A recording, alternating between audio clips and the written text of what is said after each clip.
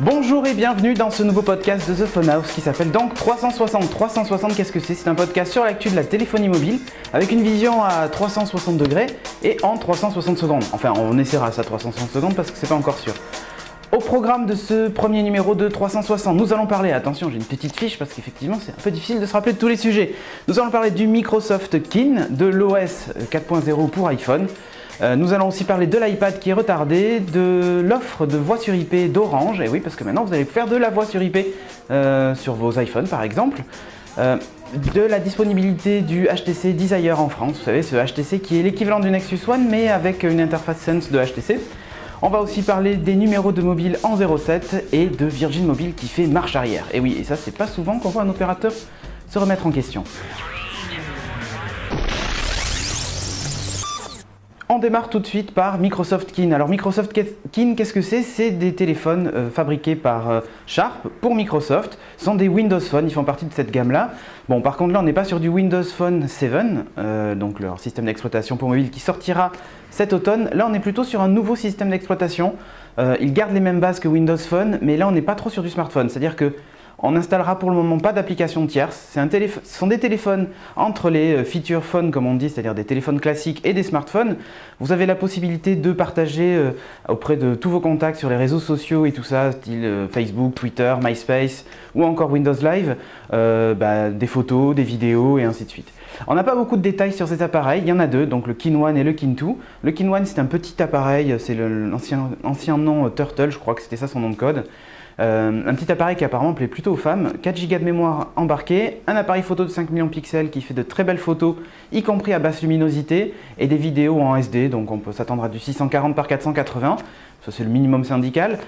Ensuite sur le Kin 2, là par contre on a 8 Go de mémoire embarquée, un appareil photo de 8 mégapixels avec en plus des vidéos en HD, et apparemment elles sont de très très bonne qualité.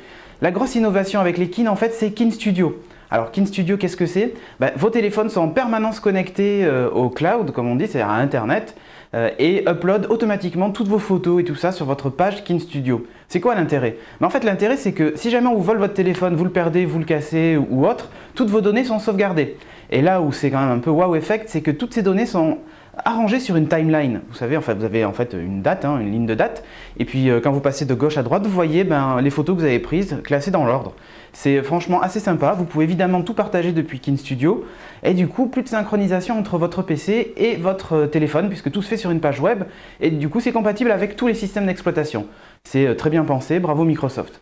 Au passage, on notera qu'ils ont un player intégré qui ressemble fortement au Zune, d'ailleurs c'est le Zune. Vous allez pouvoir disposer du Zune Pass pour consommer de la musique en illimité. Et ça aussi, c'est quand même super intéressant.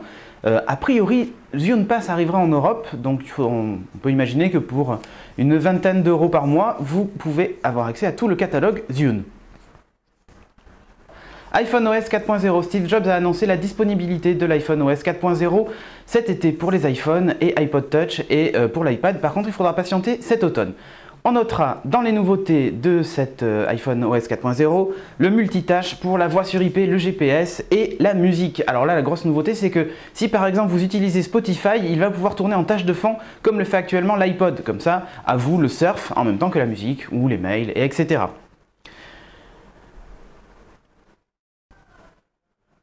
Le mail unifié, alors qu'est-ce que ça fait? La messagerie unifiée, qu'est-ce que c'est? Tous vos emails sont visibles d'un seul coup d'œil, même si vous avez plusieurs comptes, en appuyant tout simplement sur un bouton. Ça c'est plutôt sympa. Une réorganisation aussi de la vue des emails en fil, on va dire. C'est-à-dire que par exemple, quand vous répondez à quelqu'un, puis il vous répond et ainsi de suite, plutôt que d'avoir des emails rangés les uns au-dessus des autres avec des emails reçus entre-temps et tout ça, mais en fait il les regroupe tous sous une seule ligne et quand vous appuyez dessus, il déplie la ligne. C'est assez bien fait. Au niveau des nouveautés, on notera aussi l'apparition des dossiers. Alors les dossiers, qu'est-ce que c'est?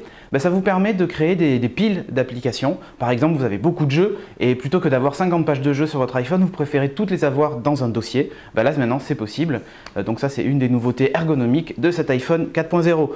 On notera aussi que iBooks, la boutique de livres, va être disponible aussi sur les iPhones. Bon, pas de date annoncée pour l'Europe, encore une fois. Steve Jobs en a profité pour annoncer iAd, sa régie publicitaire pour mobile. Là, il est question donc de publicité dans les applications gratuites. A priori, le système est assez révolutionnaire en HTML5 avec des publicités interactives. Bon, moi, je vois pas trop, le gain pour le consommateur. Par contre, je le vois bien pour les développeurs.